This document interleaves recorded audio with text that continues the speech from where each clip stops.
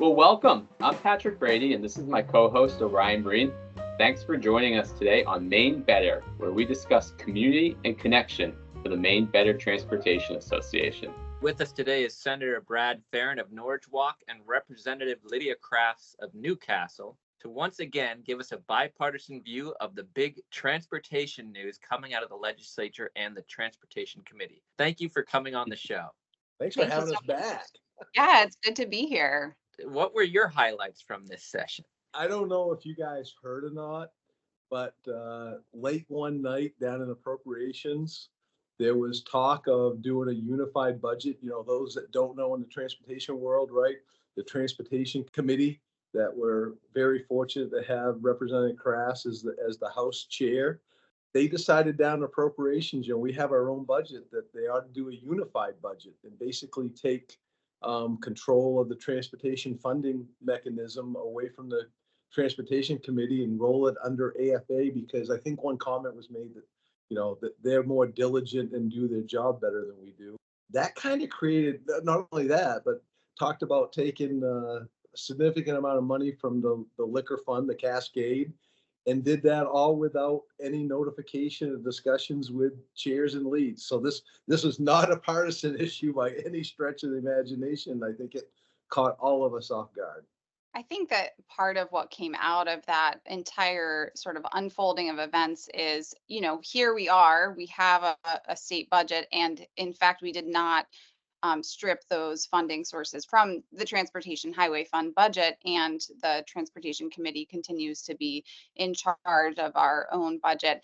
And I think the message, which is shared in a bipartisan way, is that infrastructure and transportation funding continues to be vital to Maine. It's important to Maine people. It's important to Maine economic development. It keeps us going. And we have seen, even in this short 12-month cycle, the relief that the transportation world has in hoping for and counting on long-term sustainable funding to be able to reinvest in the roads, bridges, ferry systems, trains of Maine, so that we have some consistent stability when we look forward ahead, that the DOT has not been able to have, right? That there are always going to be competing needs, and funding is only, can only expand so far, as we've seen, and the competition for those funds is high. And it is not, in my perspective, that the competition is bad, right? There are plenty of other worthy projects and ideas that the Maine people and legislators have. But what we did a year ago was, in my perspective, take a bit of a risk and say, we're going to change things up and do it differently. And that is going to serve us well. And it is only 12 months later where we see that competition continuing, and it's okay. The resounding response from both sides of the aisle was, hold on, we continue to think this needs to be a priority. And we were able to hold on to that. And that really came from working with leadership, Senator Farrin, Representative Perry, and my Senate co-chair. Right, we all made sure that our own leadership understood this is a priority for ongoing funding and a priority for our committee. And I think that we have great committee leadership. I think we work very well together. The Transportation Committee specifically is known for its bipartisanship. And that's what Maine people want to see more of, right? Yeah. That is a strong selling point in the work that we do. And so I for all of the stress and uncertainty that did sort of unfold, I am very proud to say, we continue to hold on to that funding. There will be, of course, more conversations and more interests for how we look at long-term funding, with the decrease of the gas tax, and how are we going to maintain our roads? What's it going to look like in the future as things are changing?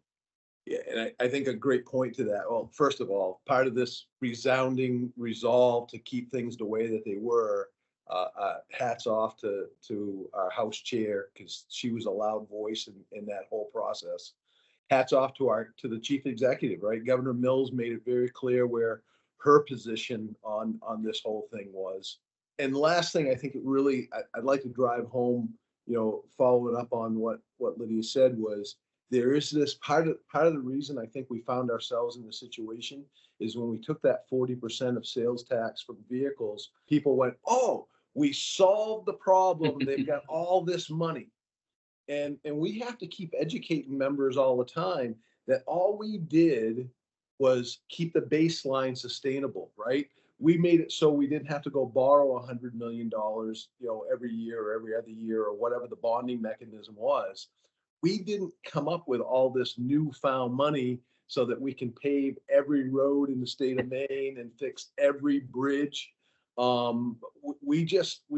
There's more work to be done. I guess that's the thing. There's more work to be done, and I'm optimistic that we can do that.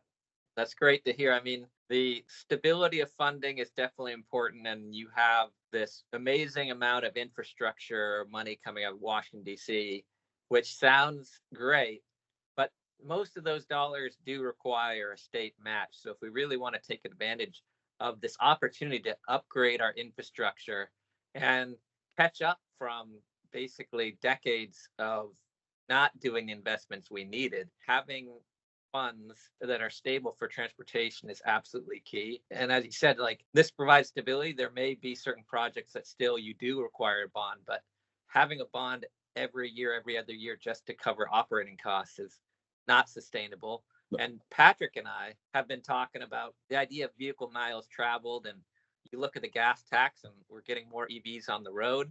And I just got an EV in August.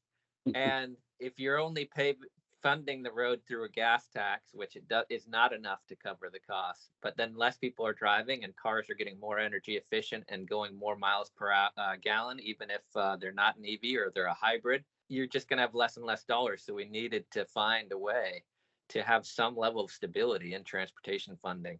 So last year, getting that stability was absolutely crucial. And as you've said before, it's never you win the fight and you can move on. You always have to be vigilant to see not just what is the next step, but also to protect the gains that you've made so far, because in any session, you could have all your hard work reversed. Well, what's interesting about that, and I'm hoping I'm speaking out of turn, but, looking ahead about how we can maximize those dollars. We've all heard about the cost of construction, inflation impact, labor impacts, material costs. The chairs and leads had a discussion, and we're getting ready we got agreement. We're going to send a letter out specifically to the DOT and to the Maine Turnpike Authority, so we can have some discussions about how that bidding process, it's not a criticism.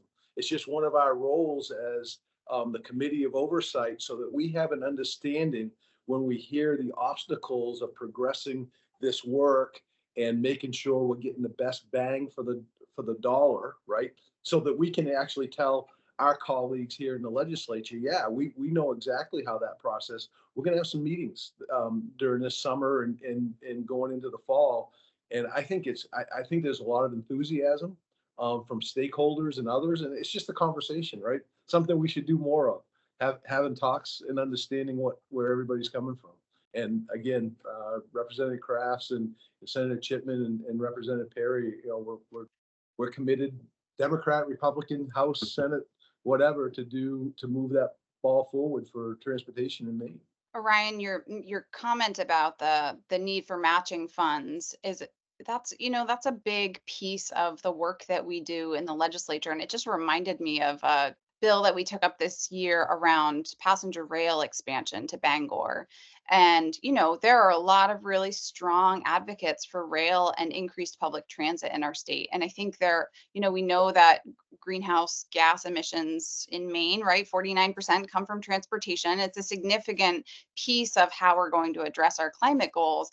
And it's a really complicated issue, right? It's very, it's a great idea to have mass transit available across geographic regions of our state. But the reality of accessing federal funds means we also have to be ready and prepared to designate operational costs without a federal subsidy for ongoing operation. And, coming from the Democratic Party, there are a lot of strong progressive Democrats who support passenger rail. And to be the voice of saying, like, okay, hold up, right? We're trying to maintain our basic budget to manage our capital costs in DOT. expanding a huge project like that is a goal we need to set, and we need to be ready for expanding markets and what that looks like as our population shifts, but also being reasonable about like this idea that, money coming out of DC is just going to be free and open for the taking, and it's a pot ready to make its way to Maine. It's a little bit more complicated, and that was one of those big discussions that we had as a committee, to make sure that we're matching our fiscal responsibility, right, with our bigger goals for the state. And keep in mind, right? I mean, we spent $500,000 studying passenger rail to Lewiston, Auburn, right, from Brunswick. And then to all of a sudden see these bills to jump it to Bangor when we've already got the feasibility study for Lewiston, Auburn. And I give hats off, right, to the committee and to the Department of Transportation, because when we said that piece, to have mass transit, you got to have mass, right? Tell Representative Terry I used that, right? Is okay, we're not going to get to rail there right now, passenger rail. So what can we do about more bus service? What can we do to improve the public transit? It's not just like turning a blind eye and saying, no, that's off the table. We work to have discussions about how you can still solve part of that problem. And I can't remember how many new routes they ran, but they did a number to try to, to alleviate some of that and to help the issue. And the other thing is, just because we might not support those massive expansions because they just don't make sense right now with the funding, it doesn't mean we're against rail. If you look at the committee, the rail system right now, there are upgrades going on. We spend money upgrading and subsidizing, quite honestly. And so it's not that you're anti-rail, passenger rail. It's just, I think we as a committee have a pretty good optic of trying to look at the big picture. And that there's a rail plan that exists, and people just, that doesn't matter. All this free money coming from DC, we can do anything we want, and it's not accurate. Lydia, I saw you at the Climate Work Maine Summit. It was a great event, bringing together kind of the business perspective of how can businesses engage in the energy transition. Interested to hear what some of your big takeaways was from the event. Yeah, I think that it's anytime you get folks in the room who are looking at an issue from sort of a variety of perspectives, that there is a real economic driver in trying to meet our climate goals. And I think that it's across sectors. We see it right in transportation as well as housing, and what the future of workforce development looks like for our state, and how, right, you talk about wanting to expand passenger rail, like how do we make sure that industry, historical traditional industry in Maine is able to reshape how it meets the market moving forward. And I think that transportation is really integrated into each of those perspectives. There is not an industry that doesn't need to rely on the infrastructure of Maine in one way or another. And I think the offshore wind port, and Sears Island, right, that's been in the news a lot. That is a big part of the conversation around meeting our climate goals. And, the DOT and our transportation network will play a significant role in that. Well, you both mentioned workforce, and, Brad, you're talking about cost. And, the cost of doing this vital infrastructure upgrade, piece of that is workforce. And everybody across the state is facing challenges with finding skilled people to join the workforce, or even people that may not have the skills, but people in our industry are willing to train. So they do have the skills, and, the graying state and the graying industry.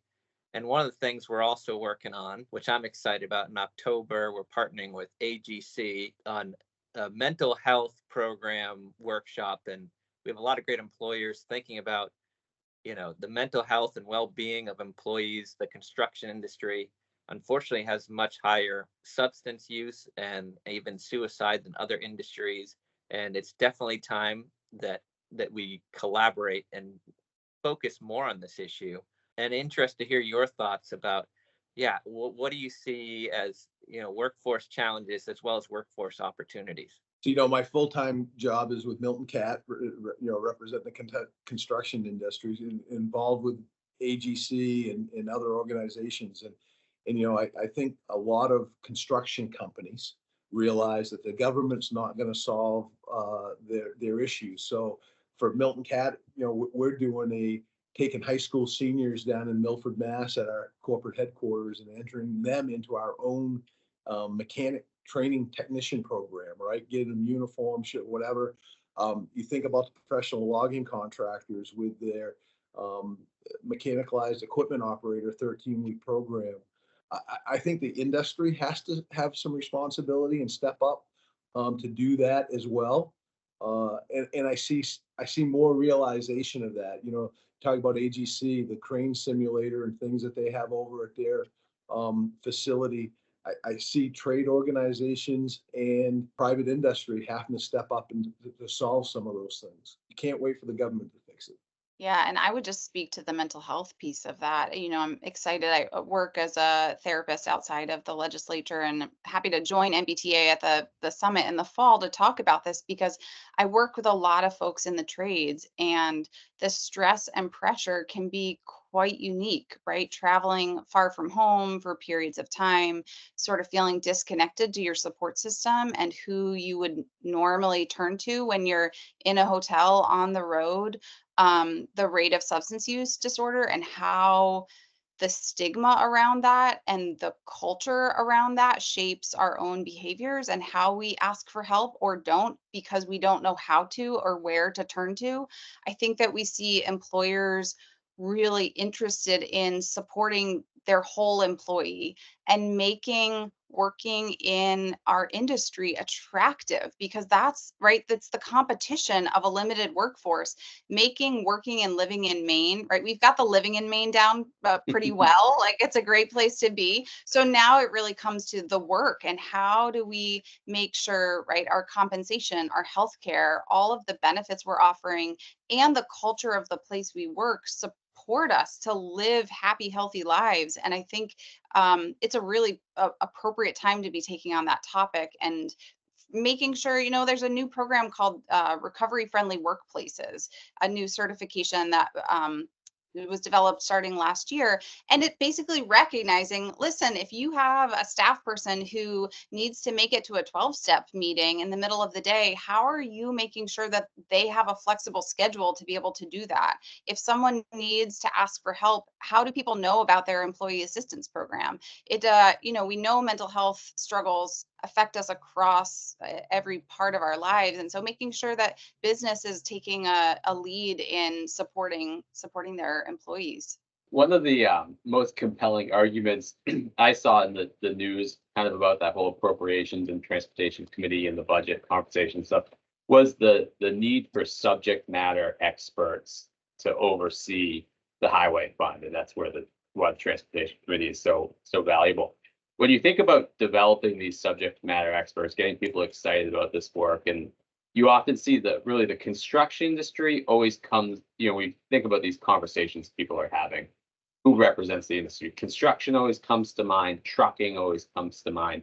Do you guys have any take on, are there any other corners of the industry abroad that you think are not as well represented in these conversations, or that should really get more engaged maybe in these conversations when we talk about planning and oversight and that sort of thing? So not to, and I'm not suggesting that they're not engaged. I just don't think they're as visible.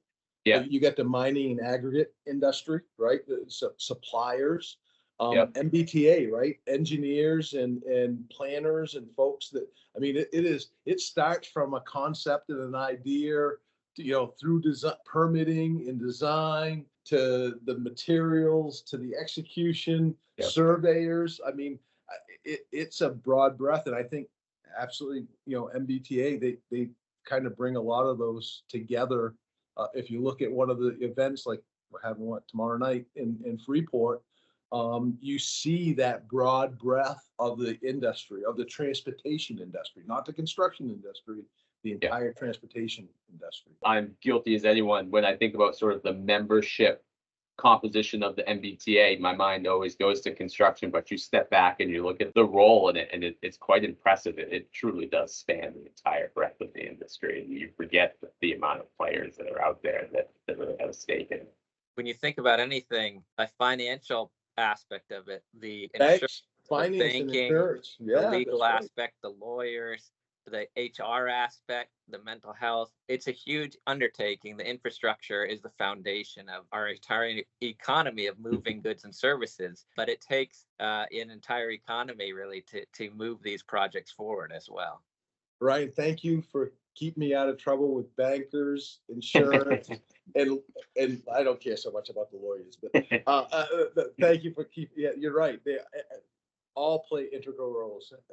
HR and the health. You're absolutely correct. And I can just say, as someone's new to the industry and figuring out what all the acronyms are and which piece of the puzzle people play, it is a wide puzzle, and making sure that, the implications of policy decisions are considered across the industry, so that that representation really does paint a picture. It illustrates, how to move things forward in the best way, because without all the voices, right, if we're missing a significant piece, as we've seen over and over again in politics, right, we can make mistakes without those expert opinions.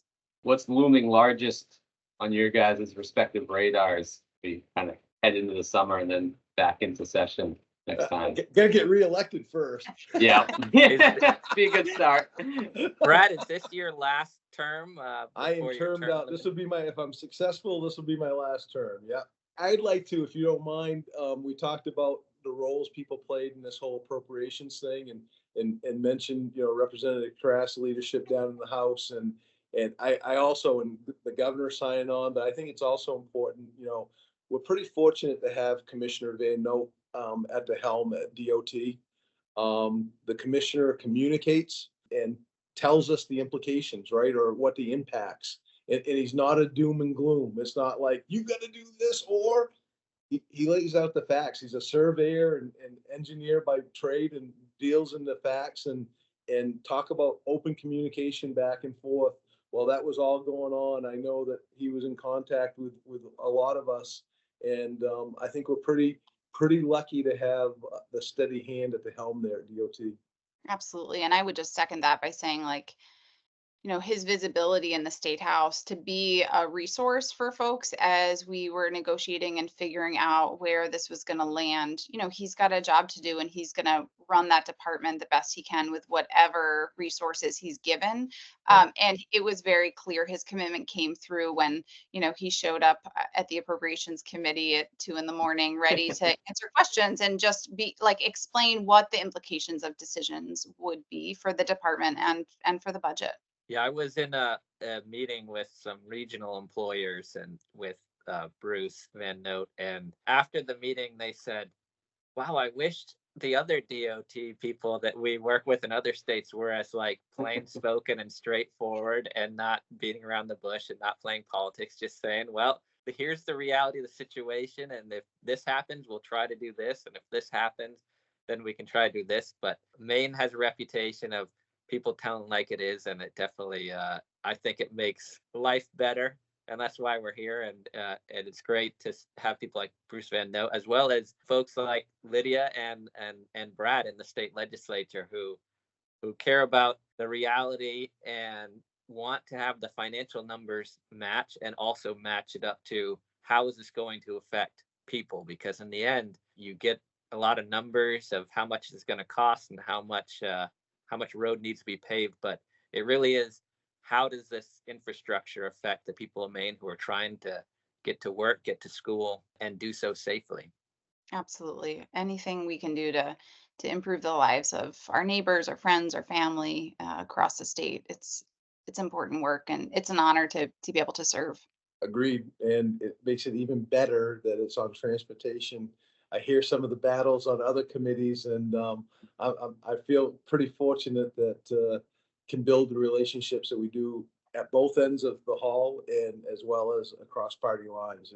And I hope we continue to build on that, because that is, we've got a strong legacy. You look at some of the past chairs and things like that. Like Lydia hears me talk about Bill Diamond all the time, right? Bill is one of my mentors and friends that, just transportation has that commitment and that legacy. And I just hope we continue to build off of it for all the things that Lydia just mentioned for the people of the state of Maine. I think we're running out of time. Should we wrap? What do you say? Wrap it up? We'll ask a final question of, do you have any fun summer plans? Well, my family, I have 2 kids, and my oldest is graduating from high school, which is very exciting, and she made it. And we're heading out to Colorado for a family trip. Looking forward to some time in the mountains. Before you start campaigning. So yeah, I'll be campaigning on the road. I don't know if it helps you in your district or not, but if you want a conservative Republican to put out an endorsement, I'd be more than happy to. I want you back on transportation. Careful what you offer. It might hurt you, I don't know, but same thing. After spending time down here, I got a brand new granddaughter that's only a month old. Got a grandson that's only like 9 months old, and a granddaughter that's 19 months old, and my grandson was 15. And I've been told that Bampa has to spend some time around the house this summer and give the kids some break and take care of the grandkids. So that's kind of high on the agenda for the summer. Well, thank you for all your service in the legislature that has taken time away from earning a living and spending quality time with your families. It's greatly appreciated by me personally and our industry and the citizens of Maine to see folks like yourself who care about the issues more than they care about politics and partisanship. And I think that's what makes Maine special. And so thank you for your time today with us and all the work you've been doing. Thank you both for the invite. And hey, Lydia, let's go for a 3-peat. What do you think? We'll see you back here next year. Thank you all so much. Thanks. Circle it on the calendars. See you guys then. Bye. All right. Bye, everyone. Thank you.